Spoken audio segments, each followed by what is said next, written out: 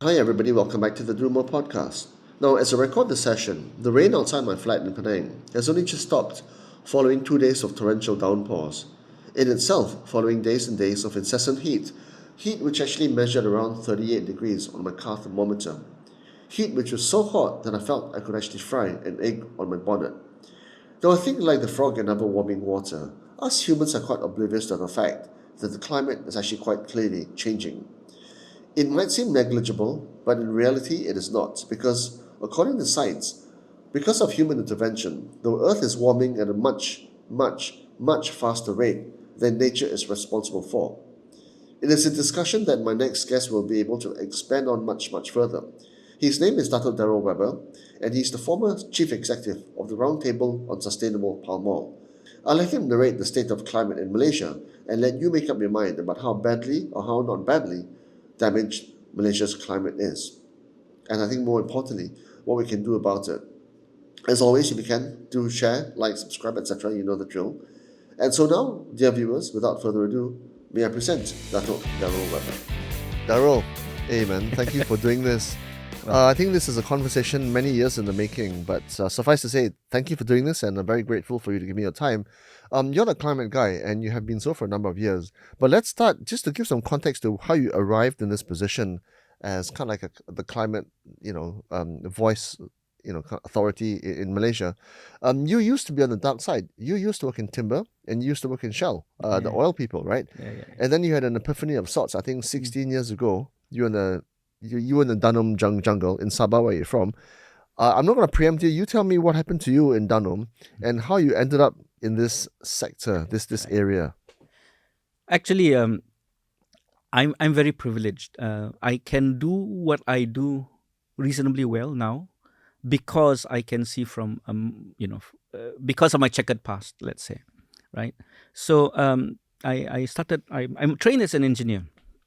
I Which left kind? civil structural engineer, mainly to get a scholarship. That's why I did Got to it. drop it in, right?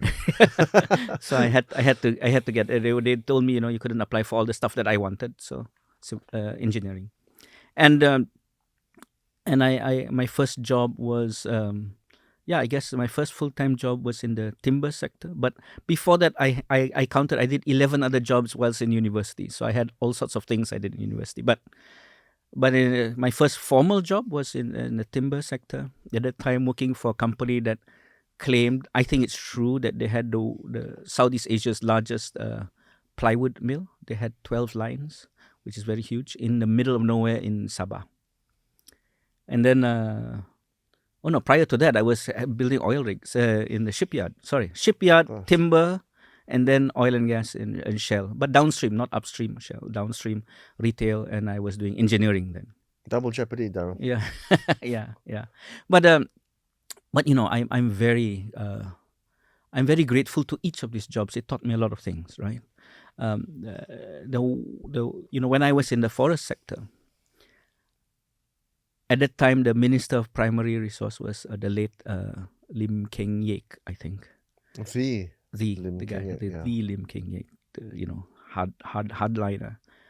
And he said things that really resonated in my mind at that time, where he said, what's wrong with cutting down our forest? It's just it grows back. That was the, and I believed, because I was an engineer and I knew a lot of things, and I see the forest and it grows back, right? And that's the line I used when I was in that industry. And that's something and in that industry I realized that it is so easy to fool people about investing in the forestry sector. I realized, because at that time satellite images were so bad resolution, all you saw was a patch of green, and investors would pay you because analysts told them per hectare what the yields was. And that's how I learned about analysts. And people believe, based on the amount of green you saw, you multiply by the yield factor, you make a lot of money. Actually, now I realize it's all rubbish. But then people were so gullible at the time, and people were making money, not necessarily out of timber, but out of the share market. So then, in oil and gas, I learned that with Shell, it was a very structured company. And it really helped me in my future jobs to add structure to organizations that didn't necessarily have structures. I think that was a great thing.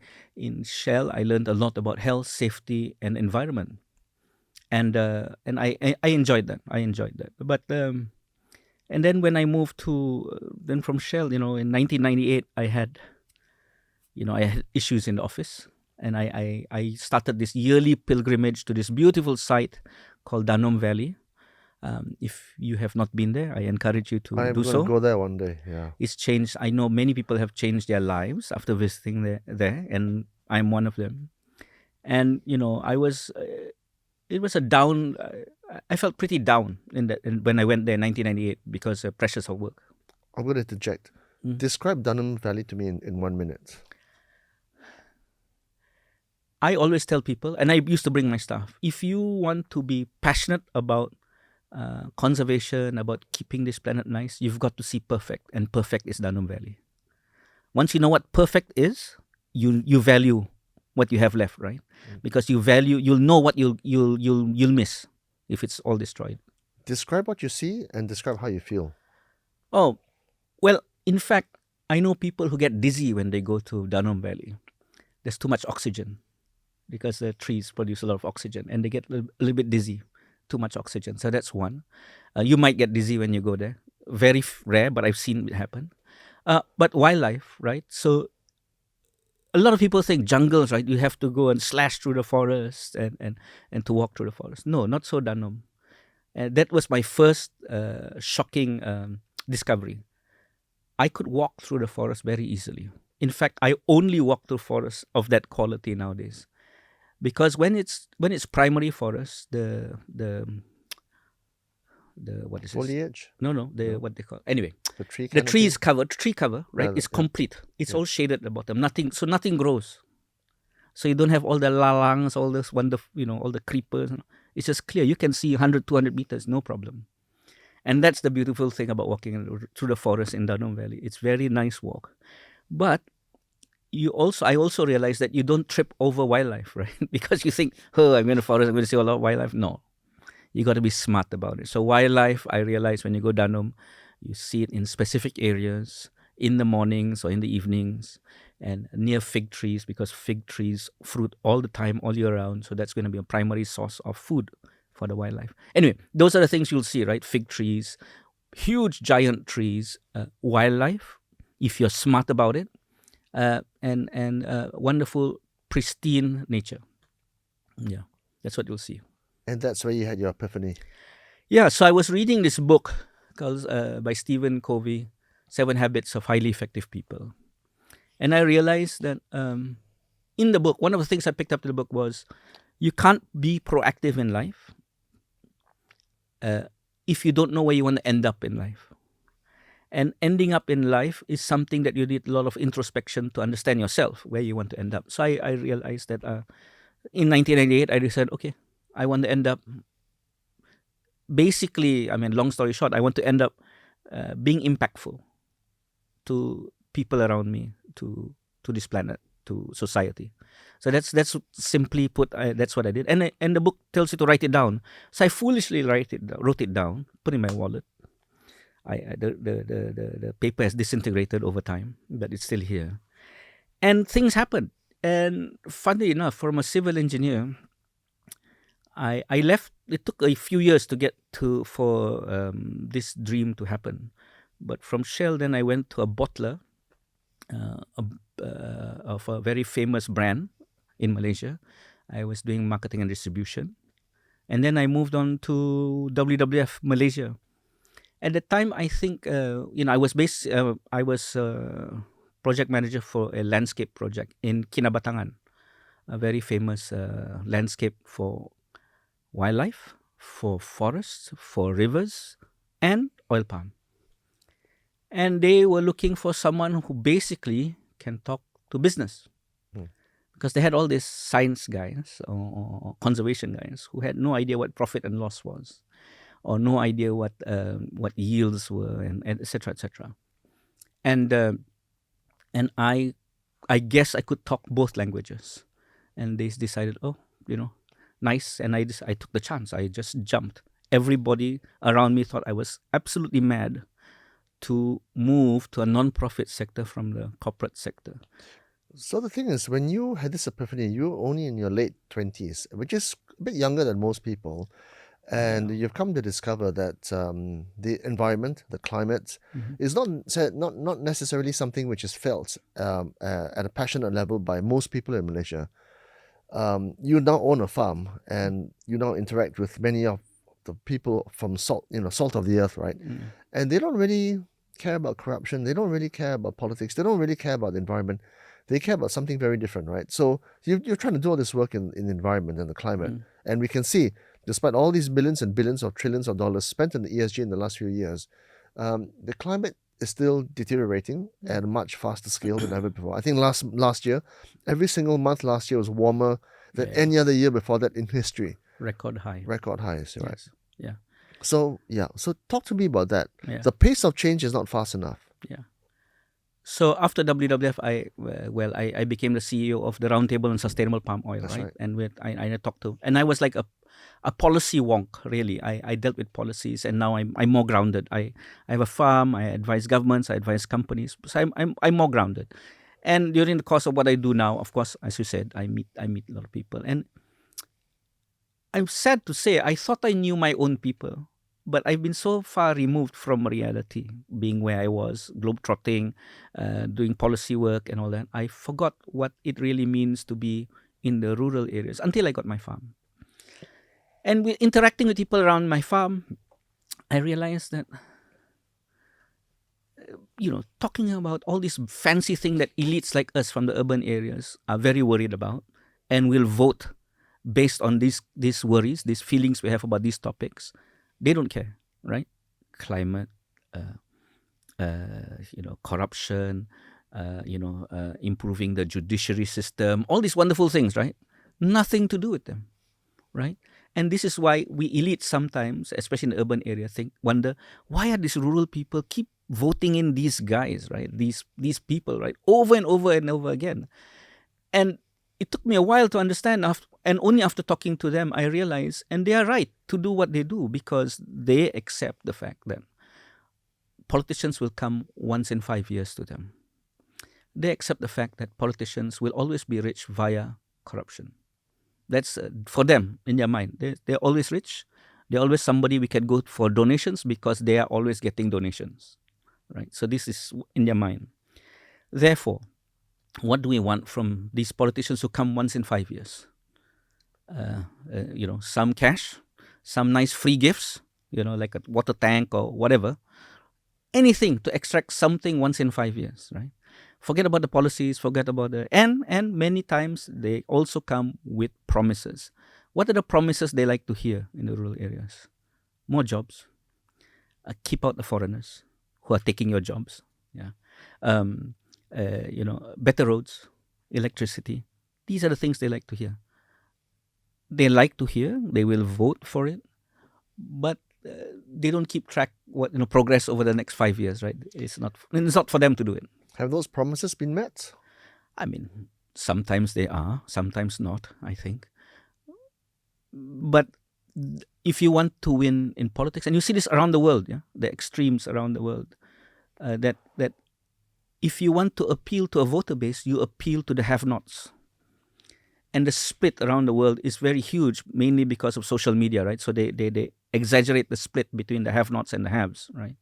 And the have-nots they want only this, right? There's very simple things, bread and butter stuff, right? Which we elites have forgotten is bread and butter. And I feel that this is something that politics or democracy is going, where it's going these days, is creating these extremes, because you have to create the extremes to differentiate yourself, right, as a politician looking for votes. And I think it's about time because it's dangerous. I see the split as dangerous. People splitting the have-nots and haves, let's say. I think it's very, very dangerous. Or exaggerating the gap between the have and have-nots. I think it's very dangerous.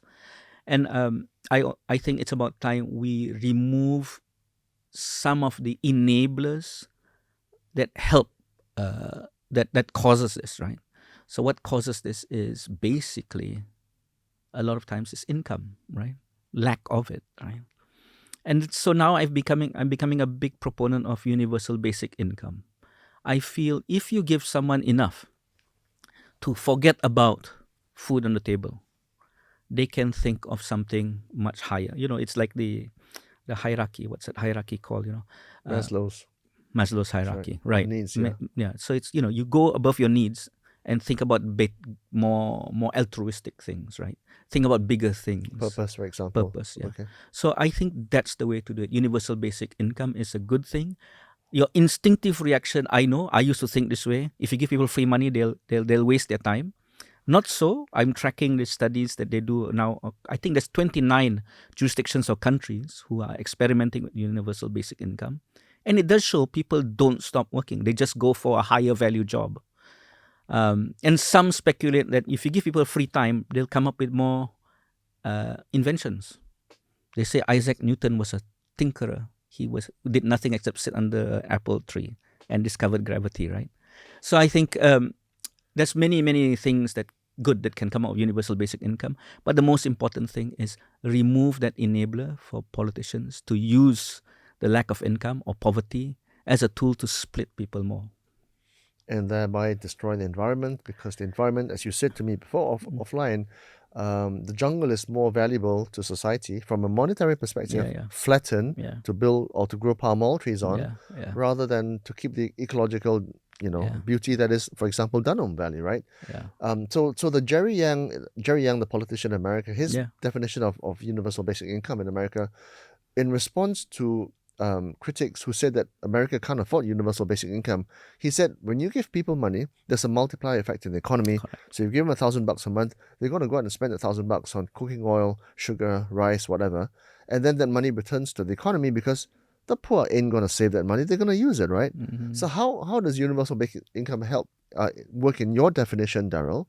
And how does that help the environment? So the previous economic theory is trickle-down economics, right? So you do the big things, you do the infrastructure projects, but we know it doesn't really trickle down, right? In this age, there's leakages. There's smart people who can aggregate all that and make a lot of money. It should not be delivered to the banks to distribute because the bankers will do what they do, right? Okay. So trickle-down economics, I think, has failed in many ways, right? Especially to the B20. I think, and I feel, well, definitely in Sabah, right? Many reasons, but so to bypass all that trickling, the intermediaries, why not you give it directly to them and they'll spend it on the things they need most, and don't ask what they spend it on, because if you have a family, and in general, most people are very responsible, right? When they get that money. And they would do what is needed for the family, right? Of course, there'll be anomalies. 5% will maybe spend it all away, but that's just 5%. There's nothing compared to the amount of losses we have based on this trickle-down economics, right? All these big projects disappearing, losses.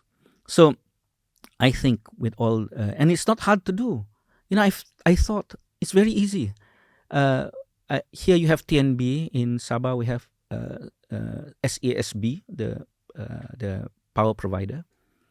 All we have to do is, and because 98% of people in Malaysia are already connected by electricity, all we have to do is those with a electricity bill of less than 20 ringgit, let's say, automatically you just give them 1,000 ringgit, let's say, a month. And I've worked it out in Sabah, it's not going to be so much. So I think it's easy to dispatch this money. It's not going to be much red tape if you don't scrutinize it so much, because you use a easy tool like electricity bill to measure, and I think you'll reach the needy much faster. So there could be troublesome aspects to this, because when you give people money, if it goes, for example, to the head of the family, which is the husband, typically the father. The risk is that instead of buying food and milk and rice for the family, he will eventually just go and buy some cigarettes or alcohol, right? Which is then wasted because it doesn't go to the family. So I remember Tan Sri Ngao of Dialogue. He had a very interesting delivery mechanism, which is, I think, a card with credits inside. Every month it was credited in. It was allocated to the mother of the family, and she would only go to certain shops where she can spend on certain things like rice and food and stuff like that, right? Essential items. So that was interesting. So how are you thinking about, So that's the delivery part of it. Yeah. The identification part of it, I say, use the electricity bill. But the delivery part of it, I agree. The card is the best way. I've seen it being done in Brazil. I think in Selangor also they Correct. do it. Yeah. Yeah. So Sabah is where you're from. I think Yeah. you told me you're actually Kadazan, although Yeah, the Kadazans may not agree, right? How bad is the wealth divide in Sabah, and how politically weak, vulnerable are they as a result? Well,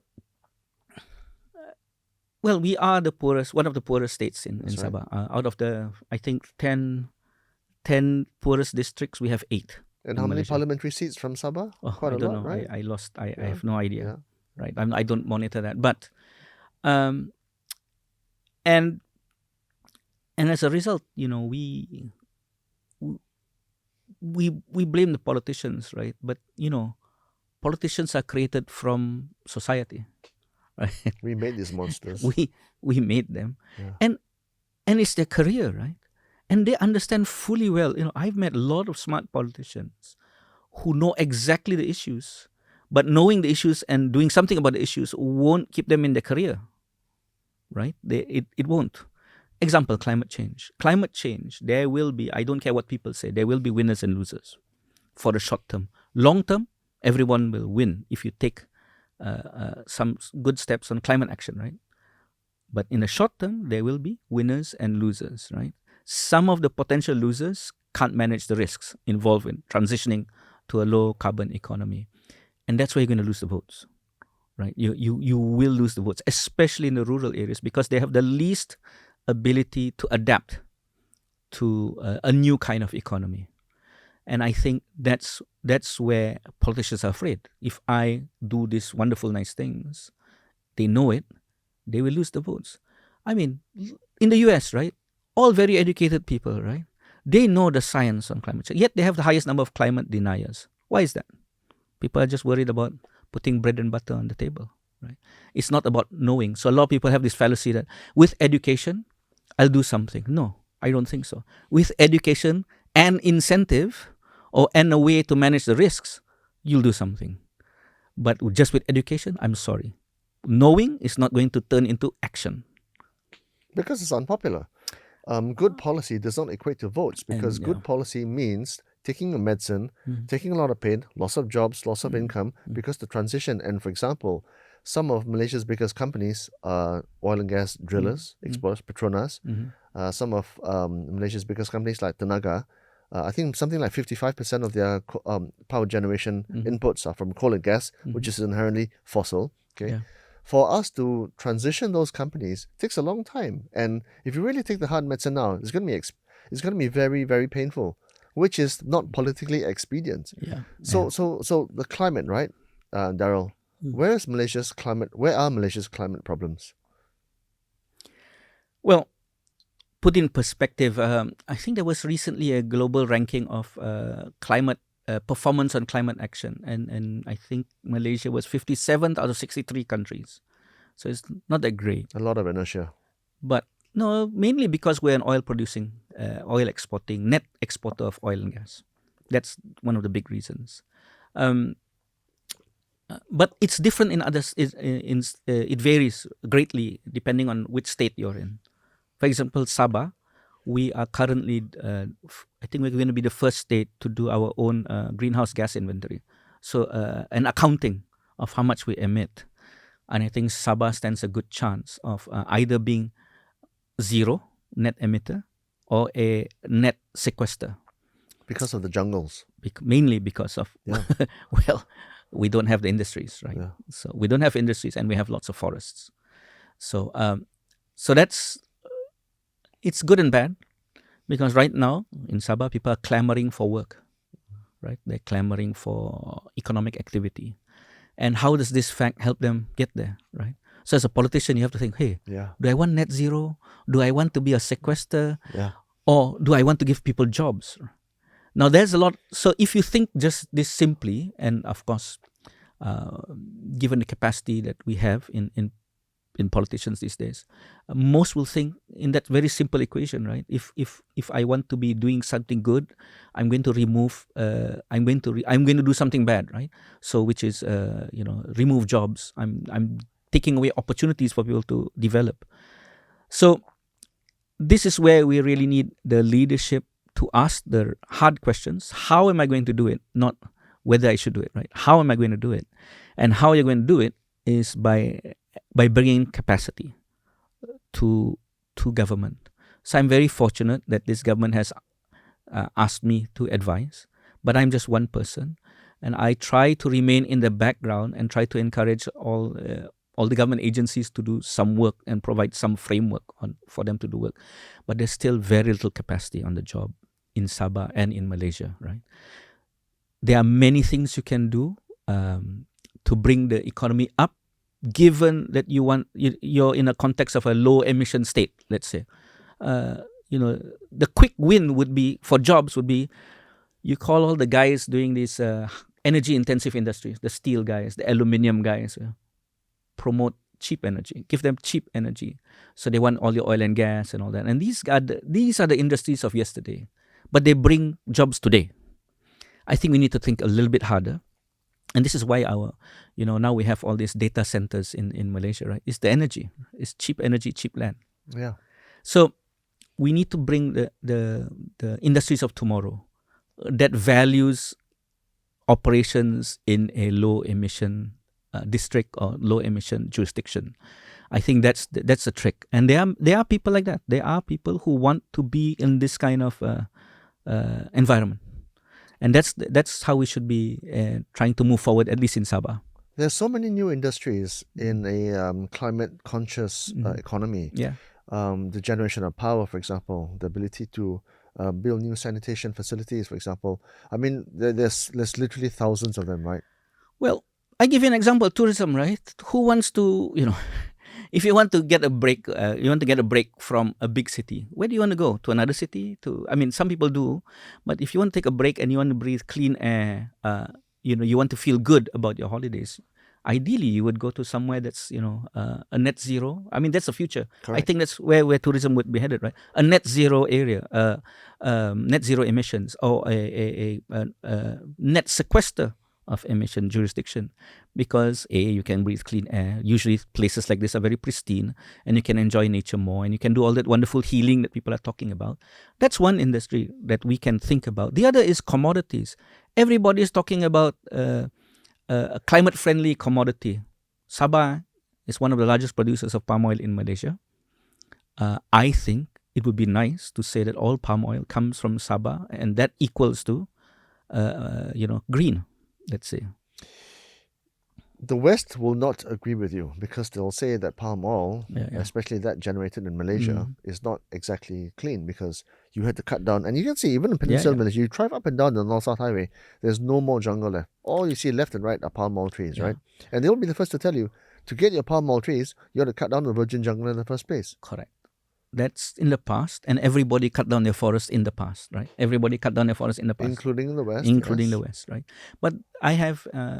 and I learned a long time ago that facts, I learned this a long time. People buy ideas or buy anything based on emotions, very rarely on facts. After they make a purchasing decision in their minds, they'll use facts to justify the purchase, right? So if we just relied on facts, when we wouldn't have car advertisements, we'll have spec sheets, right, of each car, and then we decide based on facts. No, we have advertisements. So with engaging in the West, I think we have to show, we have to engage, and by engaging them, I don't think that Sabah should engage the consumers directly. I think Sabah should have friends who are their friends to engage them. That's how I did it in RSPO, right?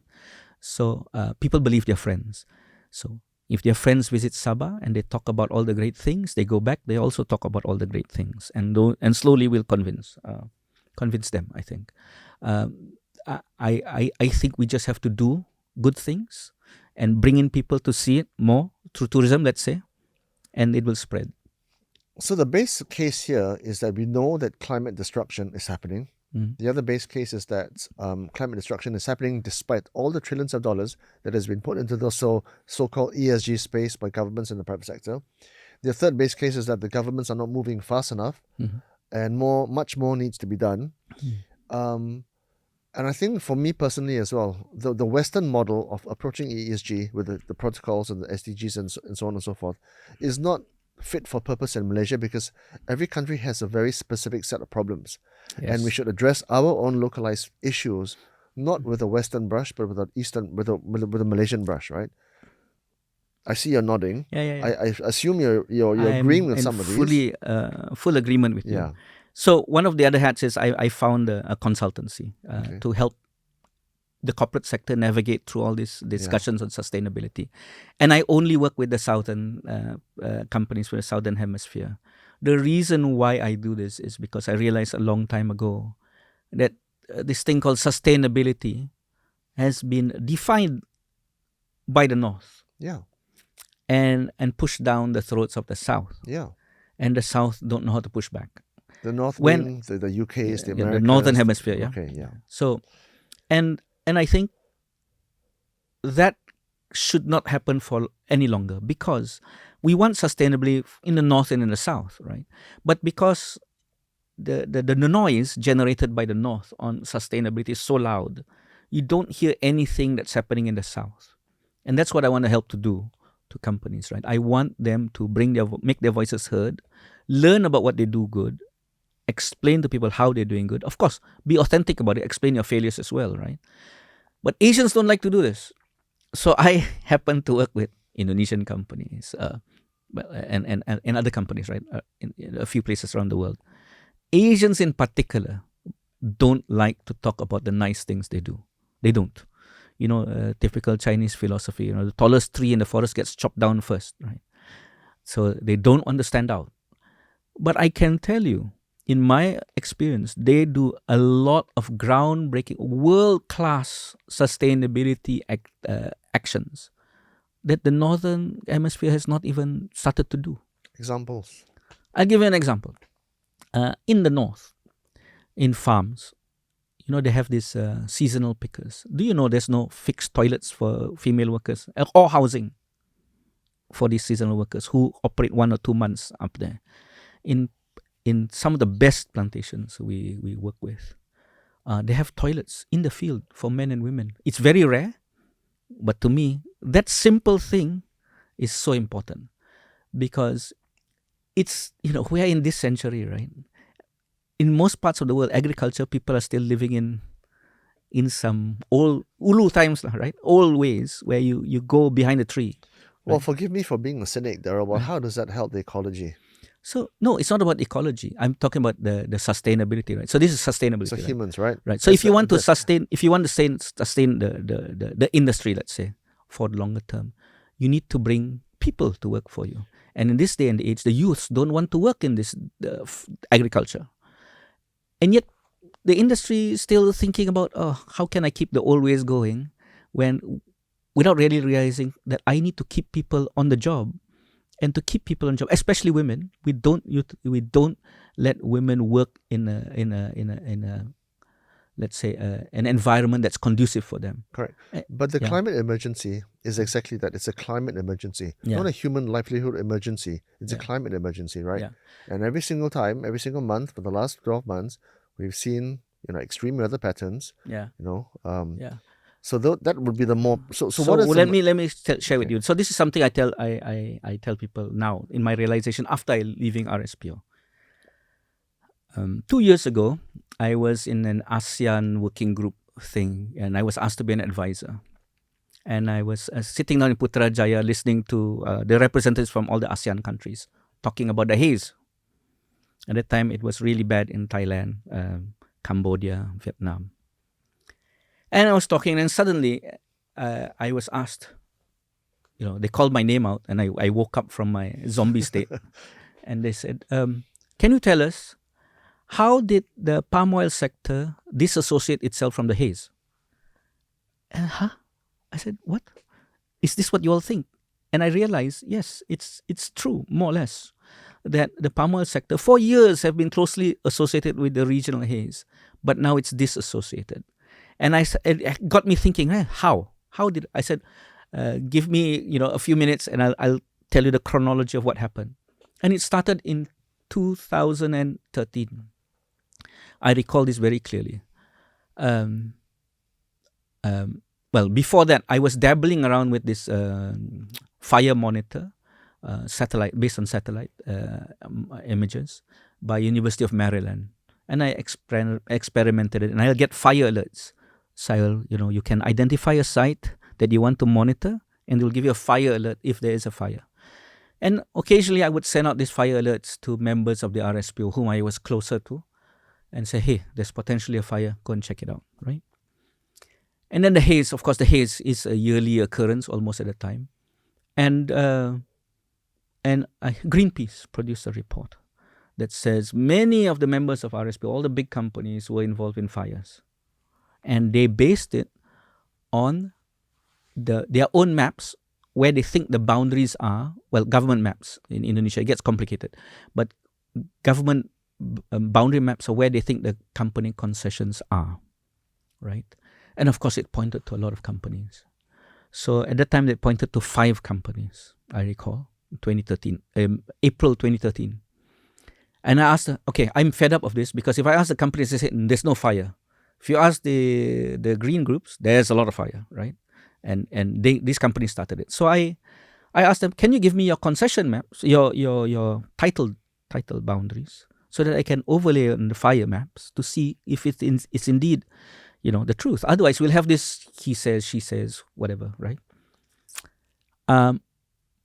Some gave it freely. 2 of them gave it reluctantly. 1 of them eventually left the RSPO because they couldn't stand that kind of transparency. So I brought it in, and I thought, well, it actually ended the conversation. And can you name those names? What's that? Sorry? Those 5? I can't remember the 5. I remember the one that's left, Tabung Haji Plantations. I have to say, it's not... anyway. Tabung Haji Plantation left. The CEO that time, I think after the government took over, he also had to leave, I think, for many reasons. But anyway, so they left the RSPO at the time. After they gave the maps, and also there were other reasons why they left. But I think the transparency issue was one of the big things. So at the end of 2013, RSPO decided it was a good idea to ask the members for the maps. I encouraged the board to make it a requirement to get all RSPO members to give the maps. And many companies wanted to do so. However, governments didn't like it. So it took me 6 years of being branded as a saboteur to the economy. Why did the government, of all people, why were they reluctant? I don't know. I think there's a whole issue of sovereignty, maybe. In Malaysia at the time, everything was labeled an Official Secrets Act.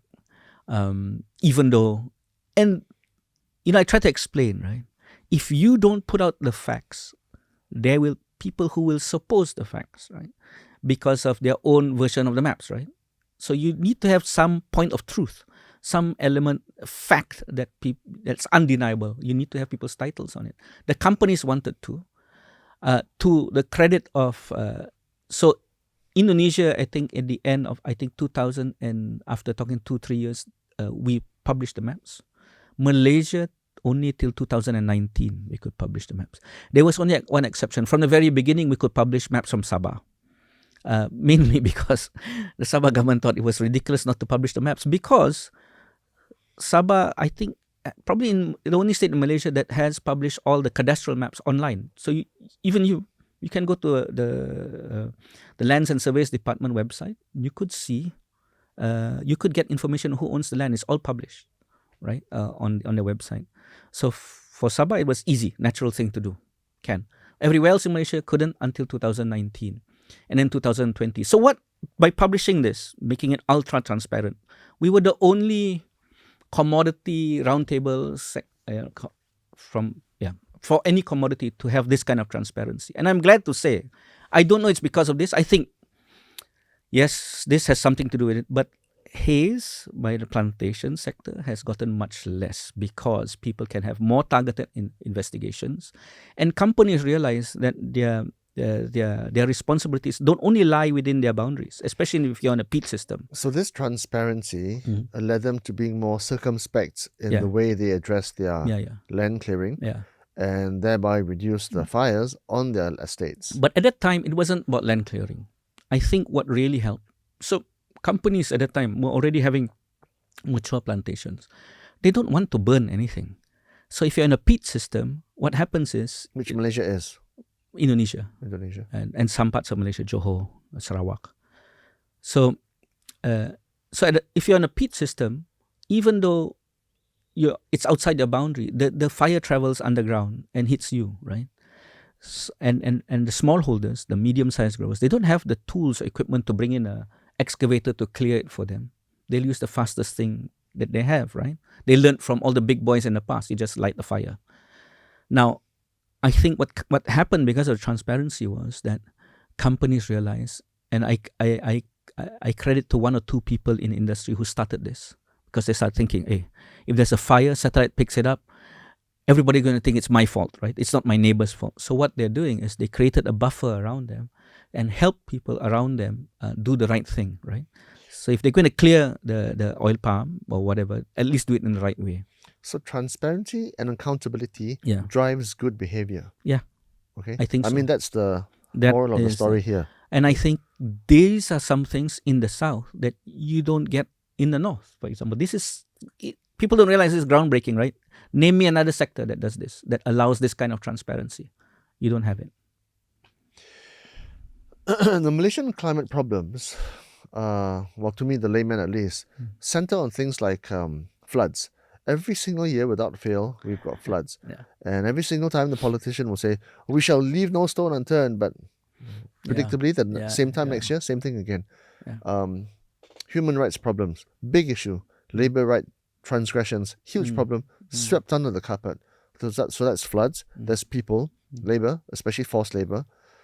Things like, let's not even talk about corruption. Okay? Let's talk about things like heat. Excessive daily heat and then big weather patterns, right? Extreme days of extreme rainfall and then days or even weeks of extreme heat and very dry weather, right? Yeah. Those seem to be the most pressing problems. Yeah. How are you addressing those things? So let me start from a macro level, right? So as I said, there's going to be winners and losers. And this is what you're just mentioning is all these hazards that's coming in, physical impacts that's coming in.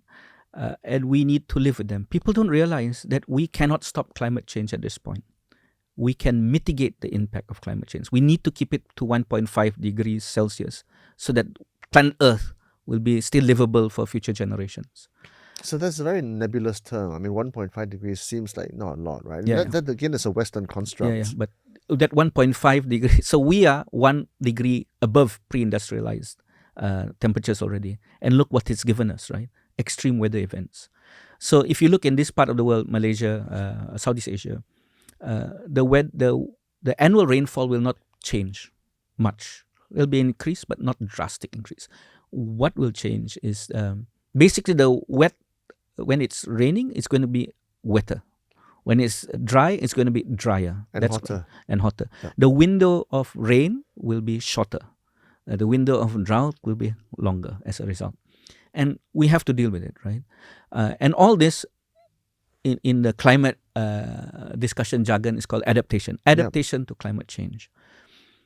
Malaysia, unfortunately, has been talking about a national adaptation plan, and that's not being delivered. I think it's now on the front burner again. I think just a few weeks ago, mention of this again. And hopefully it'll deliver because you need country level, state level plans for this. Otherwise, you run the risk of maladaptation. I'll give you an example of maladaptation, right? Say someone wants to avoid floods. They build a wall because they can afford to. But the wall doesn't get rid of the excess water, right? The wall pushes the water to someone else who can't afford to build a wall, right? Yeah. So that's maladaptation.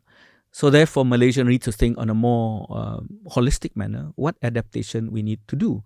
Wait, before you go on, I want to ask you to expand on the idea that we can't stop climate change. Cannot. And that makes me think of what Sir James Lovelock, he's since passed away, the founder of the Gaia theory. I think he died at 101 years old. Yeah. He basically said that I think before the turn of the century, 2100, so numerous countries will be wiped out.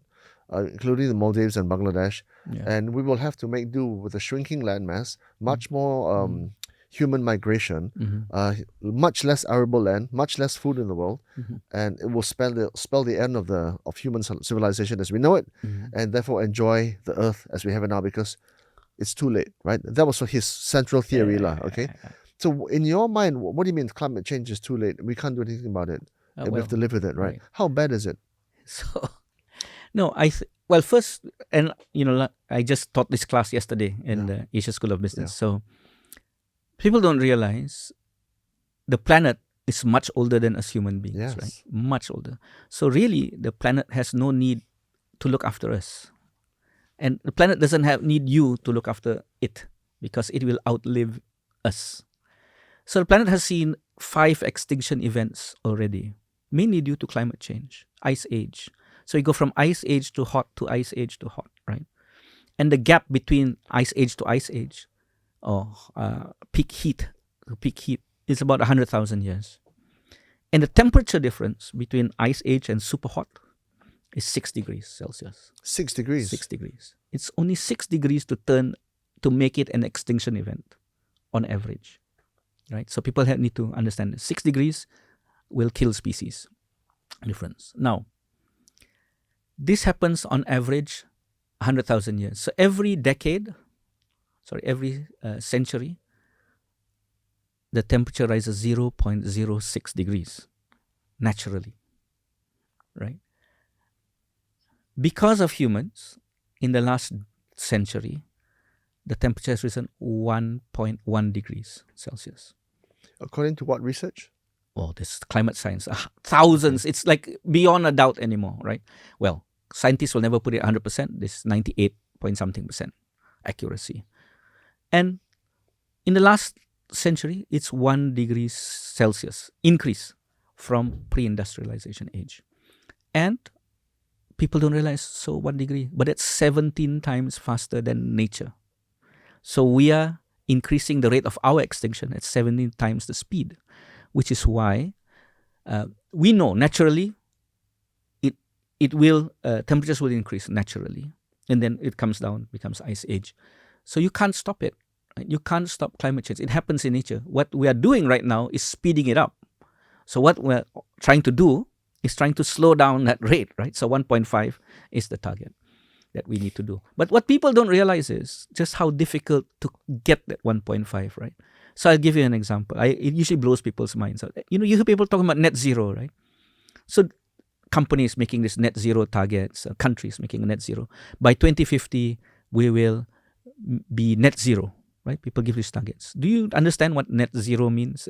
Does it mean that we solve the whole... No. What does it mean then? You're slowing it down, that's all. Yeah, to 1.5, you think? No. So if we want to keep it below 1.5 by the end of the century, 2100, by 2050 we have to hit net zero, and after 2050 to 2100, we need to suck carbon out of the atmosphere, actively suck it out to reduce the concentration of carbon in the atmosphere, right? So if you think net zero is harder, sucking it out, be a net sucker of carbon out after 2050 to 200 is super duper hard. So everybody's hoping and praying by 2050 we'll have the technology to do it at scale. But from now until 2050, we have to do our best to be net zero. And that is very hard already. We are on a trajectory right now of 2.7 degrees Celsius. Based on all the promises governments have made, all the policy changes that they've done, we are still headed for 2.7 degrees. A lot more has to be done. And that's where I feel there's a sense of urgency for us. And one of the big things I really despise when I hear people talk about climate is that we hope that the next generation will do better than us. No time. I'm sorry, there's no time. Because the next generation has the ability to do something about it, it will be so bad that they'll have to think, like Elon Musk right now, of moving to Mars, right? Because if you're a betting person, you'll do what Elon Musk is doing, right? Preparing to go to Mars. So I think it's very wrong for us to put it on the next generation. I feel and I will stand up every time I hear someone says, we'll teach our next generation to be better than us. Yes, but don't think they can solve this problem without us taking some firm action today. And that's why I do what I do, right? And I find the corporate sector can indeed work much faster than governments. I think governments come in only when it's safe.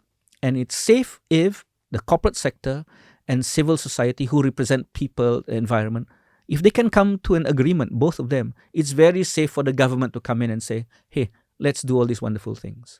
Because they don't lose votes that way.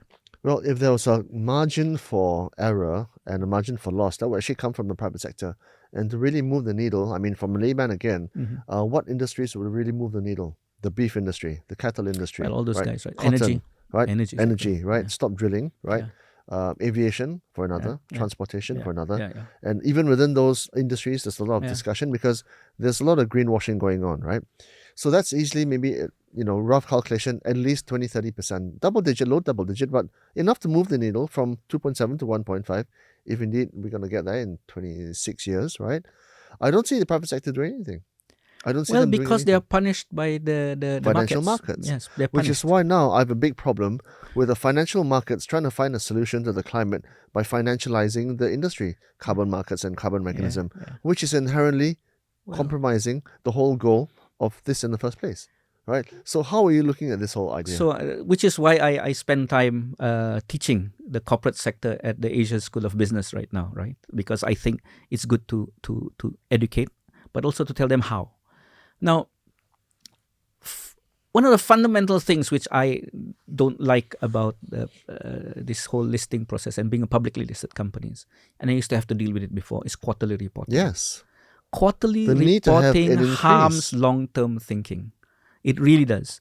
And with climate change, you really need to think beyond this quarter or this financial year. You have to think 5-10 years down and to put in resources to do it, right? So you punish. And I was glad that Unilever at the time decided to do away with quarterly reporting because it was really hurting their long-term thinking. And they are of bigger size to be able to say, hey, sorry, analysts, I can't give you any more quarterly reports. I've got to think longer term. And I think that is very, very important. I'm too bad for the analysts. I think the analysts need to create other metrics to see the performance of companies. And I really do think they should give equal weight to metrics on climate action, to create metrics on climate action and sustainability, equal weight to the financial performance. Then I think we'll see real change in the public listed companies. I really do. Well, knowing what I know about the human condition and the need for financial returns and the life that comes along with financial returns, I don't see that momentum moving any faster. I think, let's see, I give you an example in the north, unfortunately, in the north. But also in a good country, in the south, Costa Rica, for example. They made the declaration. Major outlier, though. Yeah, major outlier. Right. But there's hope, right? There's hope. All these outliers are beacons of hope. So Costa Rica is a good example. They're going to be net zero. They do all sorts of wonderful things and great. But people don't realize, right? Malaysia is actually better off than Costa Rica. And they can do the same, really, if you compare. We can do the same. We can do the same. Not really. We can do the same. And in Europe, this. So the action by people, Shell was sued for not doing enough for climate. Right? They were sued. They turned around and they were doing something great. Unfortunately, the big shareholders, recent times, got rid of the past CEO because he was basically listening to a court judgment. Right? The court judgment says you better do well, and so they brought a new CEO, and the new CEO basically are going to please the shareholders, right? The shareholders want better returns, better performance on their capital, etc., etc. So they've now again turned, in my opinion, Shell has turned short-sighted again. So I really think some examples by companies, and I always like to pick Unilever more than others because I worked closer with them when I was with the RSPO. I really see them trying to move the whole organization towards it. To say that they are perfect, no. To say that 90% of their people are aligned, no. I think maybe a maximum 50% of the people are aligned to doing this right thing. And you've got a lot of detractors within the company. But the momentum is still going forward, I think, for these companies. And we'll see other companies. The plantation companies, a good example, right? I work with people who want to change. I don't jump in and provide advice to a company for a month or so. I work with companies for at least 2 years to see change. And these company guys, the CEOs, the board, they know when I come in, I'm not the friendly, cuddly consultant or advisor, right? I give them the hard truth, and they want to change. And many companies have changed. I can tell you, with plantation companies, especially the oil palm companies, a lot of them has changed so much that if they were to talk about it more, they could inspire other sectors, right? What's coming up today is, let's say, the durian plantations. Do they have an inkling on what is the right thing to do for climate and all? No. They could probably learn from the oil palm guys, right, to do the right thing. And other sectors outside of the tropics, there's a lot of great things that the palm oil guys are doing. Examples? Well, how you treat workers, for example, now it's getting much better from the past, really much better. Okay, so to me that's not an ecological solution. It's a human solution, and humans don't need as much help as the climate does, right? So climate-wise, so there are companies now don't go into forests. I mean, you got to be mad. Any large company does not go into forests. You got to be mad because they know the reputational risk is worth a lot. Markets can close instantly when they do that. They also not only don't go, but whatever they have right now, they manage it very well to a very high standard, natural forest, right? So companies spend a crazy amount. The company I advise are now building bridges to connect orangutans from one patch to another, not necessarily within their own areas, even adjacent outside their areas. They're trying to do this because they know it's their responsibility and it's the right thing to do, right? But it's not for charity, right? A lot of them, people assume that when you do all this wonderful thing, it's all money outflow, no gain. I think there's a lot to be gained because the biggest gain I notice in some of the companies is they retain or they attract new blood into the workforce. Much better if they are have the sustainability credentials and do things sustainably. Because let me tell you, the youth don't want to work in this sector. Of course. But they will work for you if they think you are doing something great for the environment, for people. It's an emotional decision, as you say, right? It's an emotional decision. And yes, it has to do a lot with the money that they receive, but I can tell you it is emotional because the inspiring narrative that some of these companies can give is very attractive to the young. So I think the general direction that we have agreed on is that we're still too slow, and 2.7 versus 1.5 is the reality. Yeah. And adaptation is the key theme today, right? So how do we look at adaptation? I think for many, to the layperson, right, when they talk about climate change, I want to plant more trees, right? I want to plant more trees. I want to cut my emissions. People forget that that's something called mitigation. You want to keep to the 1.5, which is good. We have to keep, because if it keeps rising, it's harder for us to adapt, right? So, but they forget on the flip side that climate change is happening, whether you like it. If today everybody switches off their car engine, you'll still have the climate change impacts, right? We still have to live with extreme weather events.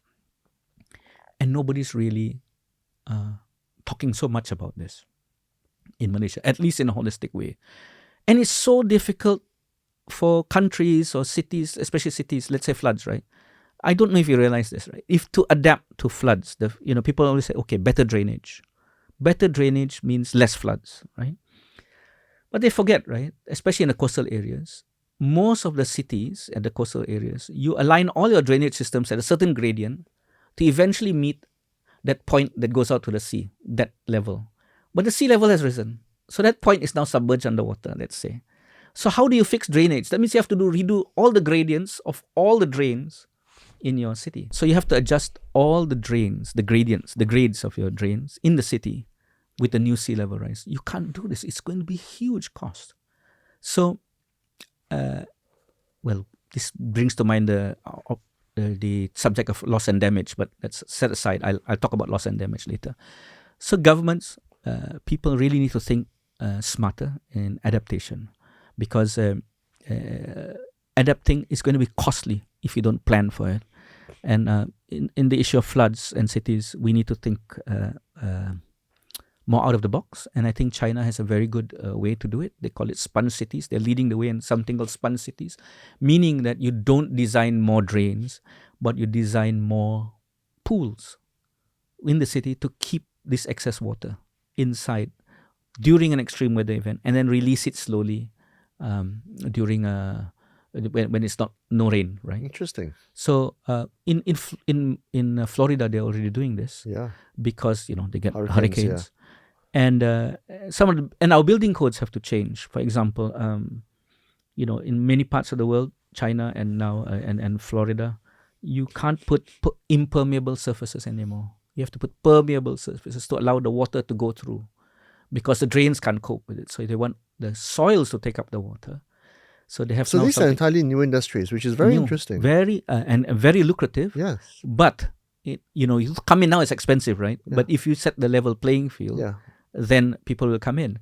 But I pity government, because then they'll have to tell the real estate guys, hey, guys, Tough poo-poo, right? but they've bought lots of land, right? And they have very strong lobbying power. And they say, I bought this land at, let's say, 500 ringgit per square foot. You're asking me to build a retention pond that's worth 500 ringgit per square foot. I can't afford it. Right. Well, I mean, anecdotally, Darrel, the people who are buying McLarens and Ferraris in Malaysia, the owners are the real estate guys. Absolutely. They've had decades So of I think major profit. there's so many things we need to change. And it can change. It's not so at the flick of pen you can change, but whether you want to risk your career, you want to disappoint some people, that's the tough part. And that's why I believe that if the corporate sector and civil society, can reach an agreement on how to approach this transition period that we have, this adaptation that we need, I think government will come in, because it's very safe space. You've created a safe space for government. They don't have the worry about losing votes anymore. Leadership becomes easier. You still use the word if, though, which means it's still a pipe dream. Well, I start small. I do small things, and small doesn't move the needle, right? Well, in my home state, I hope it does, right? So I think we need, seeing is believing, right? So I feel that once they see something, just like the RSPO when it first started, once they saw some positive things, people will come in, because it's safe to come in after that. We have a snowball effect. It's slow. I wish it was faster. I wish we had stronger leadership now. But we are in a democratic country. We deserve the leaders we get. We have to deal with it, right? So I think the corporate sector, having the ability to move and the resources to move faster, civil society, having the knowledge on how to move on this particular subject, should work together much closer and faster, so that government feels safe to enter this space. Let's spend a couple of minutes on this whole property thing, because property is something that all Malaysians love, right?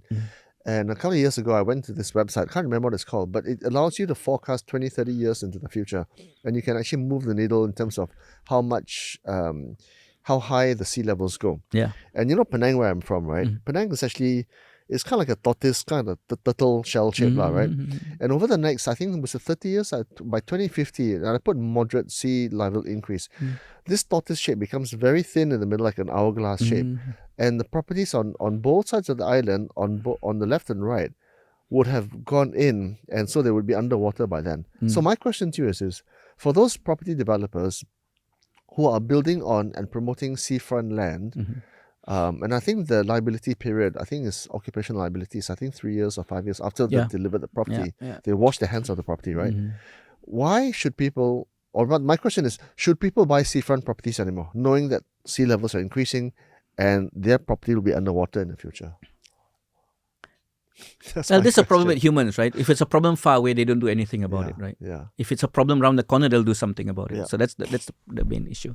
And I think it's proven, right? In many parts of the world, even in Hawaii now, beach erosion. In the US, beach erosion. Yeah, New Orleans everywhere. Example, yeah. Beach erosion, properties, multi-million-dollar properties just going washed away, right, in the sea. It's happening. Yeah. And I don't really pity people who have $1 million homes, right, and being washed away in the sea. Because why? I don't consider them vulnerable. So people, this adaptation plan I talk about should identify vulnerable areas and vulnerable communities more. Vulnerability doesn't mean that they get the climate impact more. It's just that they lack the ability to adapt. It can wipe them out. Yeah, it can wipe them out. Yeah. Whereas the $1 million guys, they can put a wall in front of their house, for example, or they can buy another house that's upland, for example. But the guys in the East Coast, of Peninsular Malaysia. Those are the ones that we should be worrying about more, not Penang, I'm sorry to say. Correct. But the one on the East Coast, right? They have no options. A lot of them have no options. What do you do with those on those East Coast? Or in Sabah? Actually, in Sabah, it's even more interesting. I can talk to you about beyond the borders of Sabah. But in Sabah or in the East Coast, Sabah will have one of the highest sea level rises in Malaysia because we have proximity to the Sulu Sea. Sulu Sea will be the most, one of the hottest seas in the planet. And with being hot, you get the expansion of the sea expands and sea level rise, right? So Sabah, East Coast of Malaysia, what do you do with these vulnerable societies? And that's where I think government needs to step in. I'm not too worried about the $1 million homes. Really, I'm not. The property sector, I feel, and this is where the insurance sector comes in. Yeah, but the costs have ballooned through the roof and people can't afford to insure because it's too expensive. Exactly. And that will prohibit these kinds of development.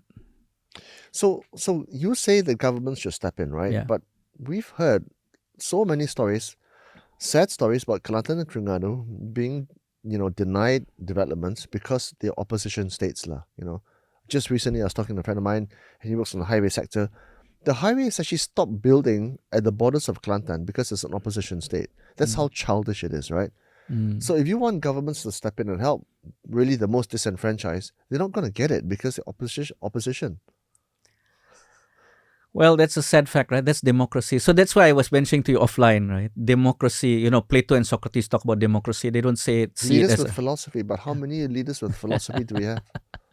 Well, I no, there are some. Where?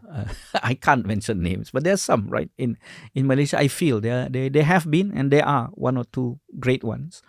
Unfortunately, they're drowned out by the majority, right? And this is where people like us should say, hey, you're doing right.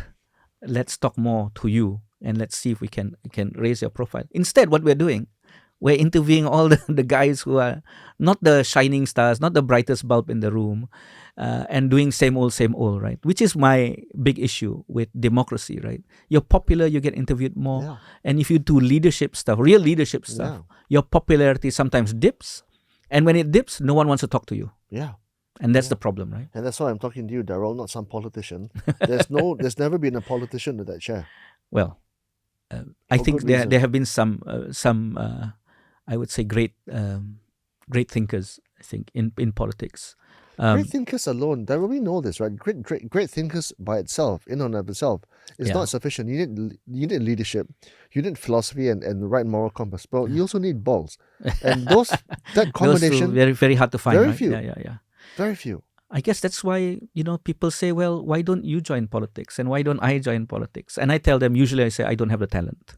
I can't do it. I mean, I have a lot of disdain for politics and all that. But at the end of the day, someone has to do it. And I can't do it. For a very simple reason, I can't remember names and faces. And that's the first Rule criteria, one. rule number one of a politician. But having said that, I think let's stop pointing fingers. We should take leadership, right? Yeah. So I go up to politicians, whether it's on the right or left of the Dewan Rakyat or whatever, or Dewan Negeri, Undangan Negeri. I talk to them. I tell them. I don't stop talking to them. Occasionally good things happen. A good example.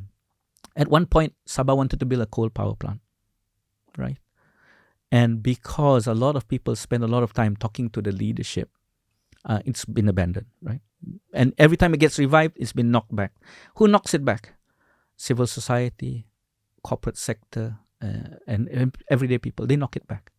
And that's been some of the successes, right? So if we don't get leaders brave enough, we give them the support to make them brave enough. And I think that's where our own leadership, personal leadership, have to come from. We need to bolster these guys up to do the right thing.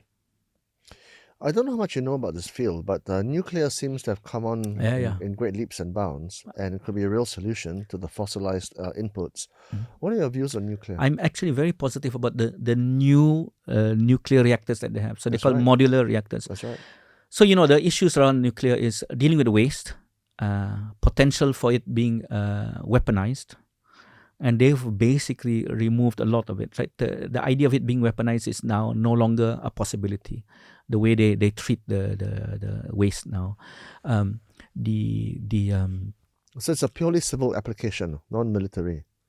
Well, there's I mean, you can't remove that possibility. There might be some insane creature who would want to do it, but you have to accumulate a lot of the material to actually do it now.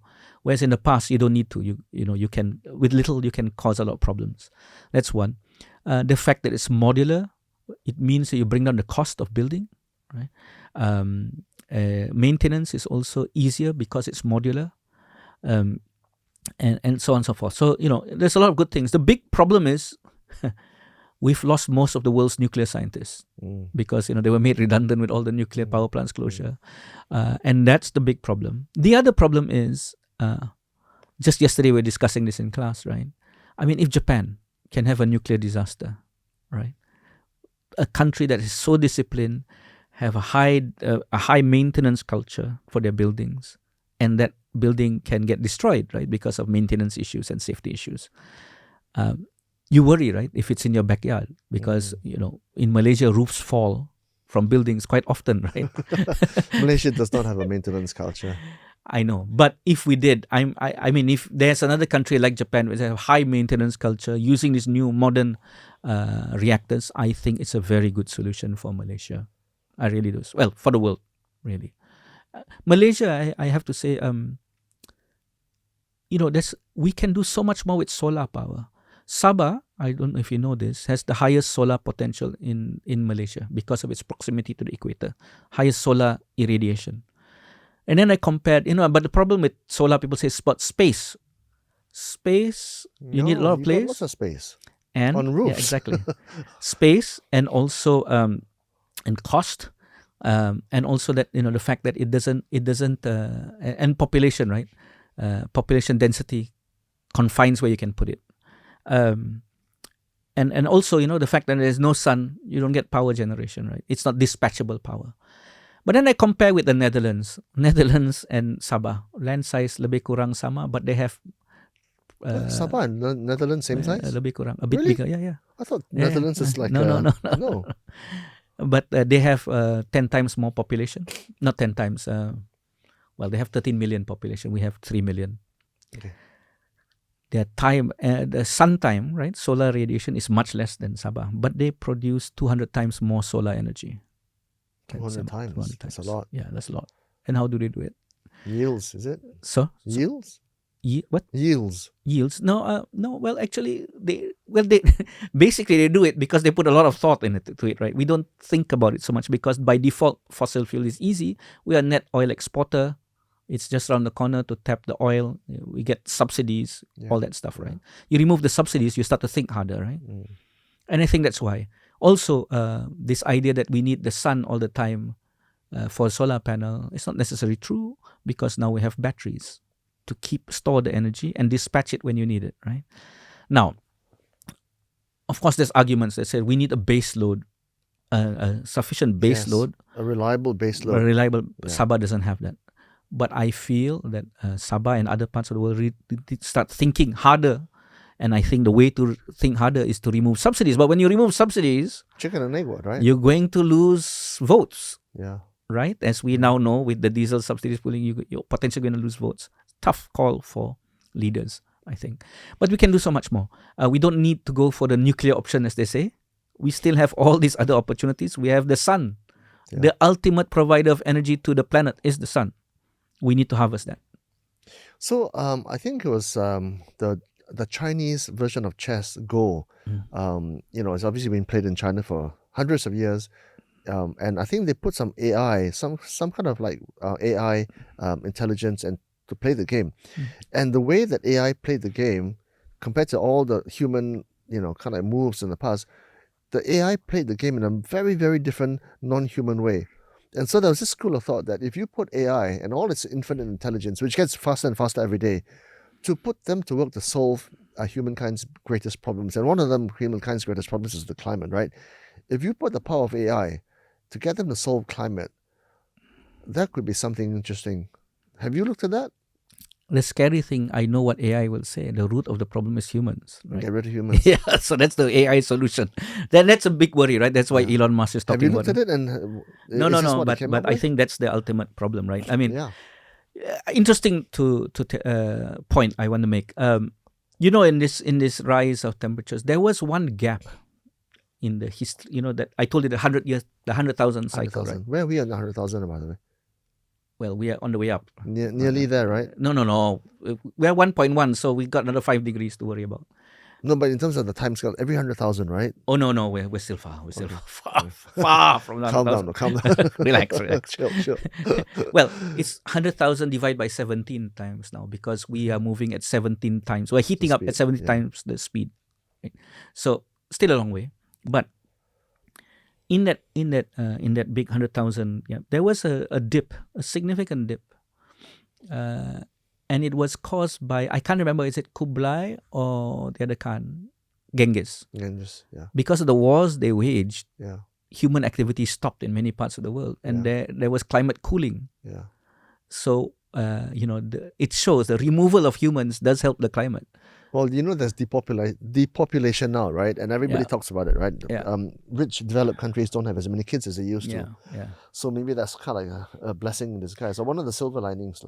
Well, yes, but also nature has its way, right? Sometimes, and we don't know if it will happen, but short term, maybe nature tries to rebalance things. I'll give you an example. Last year could have been much hotter.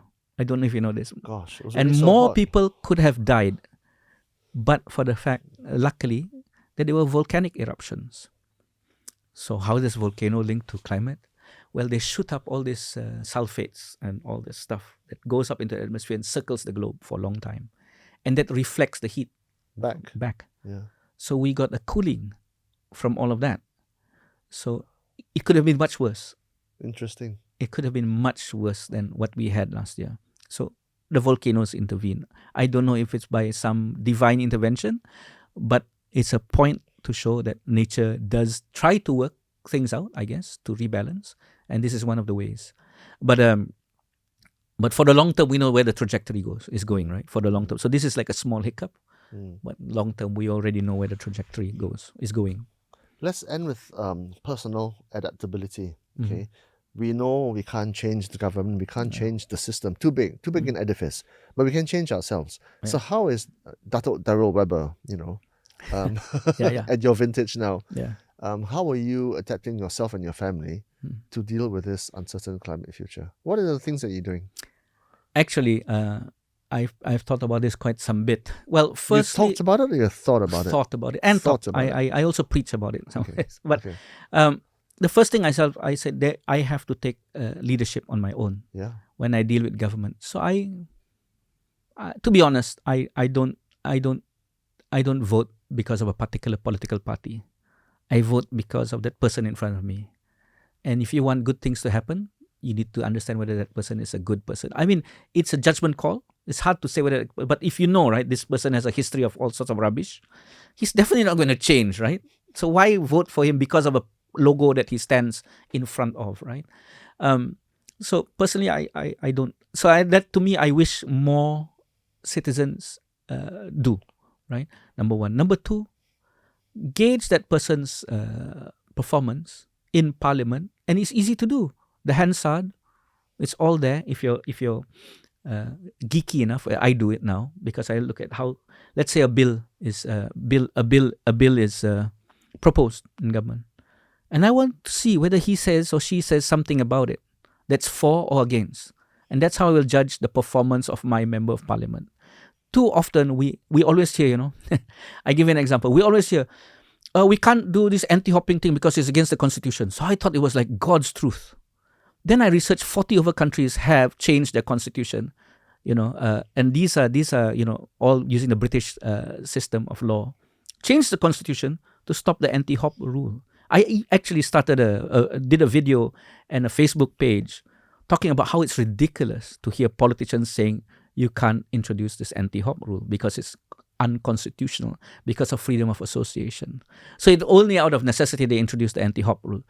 And I questioned politicians. I said, hey, don't tell me you can't do it. Change the constitution. And if you don't know how, I'll do it for you. So I did actually draft a change in the constitution. And you don't need a lawyer. You just look at example from Singapore, India, wherever, Kenya, and you copy and paste and see if it fits your local needs. And it's done. This whole thing today we're discussing right now, this loophole that we're currently talking about in Malaysia, is by design. to have a loophole, right? So it's not that you can't close the loophole. It's not unconstitutional. You can change the constitution. People don't realize that the Malaysian constitution is one of the most amended constitutions on the planet, right? So we can change it. We can change it when we like, how we like, provided we got the right people in parliament. And that's why I think it's up to us. We deserve the leaders that we get, and we need to make them more accountable, and they need to be more transparent with us. So that's one. That's the kind of leadership I play. With my family, I've decided, I didn't quite engage with the rest of my family, but I thought it's good to have a farm close by water. Knowing what I do, I will be stupid to have to not think about food security and think about water and think about heat, think about adaptation. So the farm is actually me experimenting. So I'm not one of those prepper waiting for the end of days, but I would like to do multiple things with the farm. One is produce food, show my son. In fact, the last school holidays, I wanted to show him how to slaughter a chicken, but my wife was opposed to it because it was too cruel. I said, well, eventually somebody has to slaughter the chicken, right? So he has to learn from it. But I didn't go that far, but I did teach him a few things. And I think that's the best thing we can do for our society, is teach people how to value what comes out from the land more. And then you treat it much better. You treat the land much better. You treat the resources we have much better if you can teach it at least to your family. So that's what I do now. That's amazing, man. Thank you. Yeah.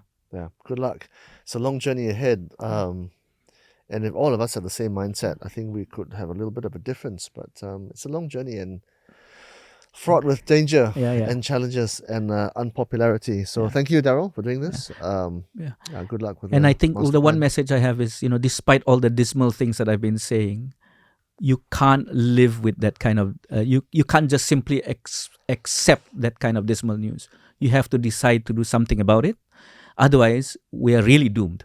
We are really doomed. So there are lots of positive things to think about that the world that's happening in the world. One thing, technology, batteries, solar panels have gotten much cheaper. So they say by the end of 2023, EVs, 2024, sorry, the internal combustion engine does not have an economical reason to exist anymore, because the battery sophistication and the cost is coming down so much they don't even need subsidies anymore.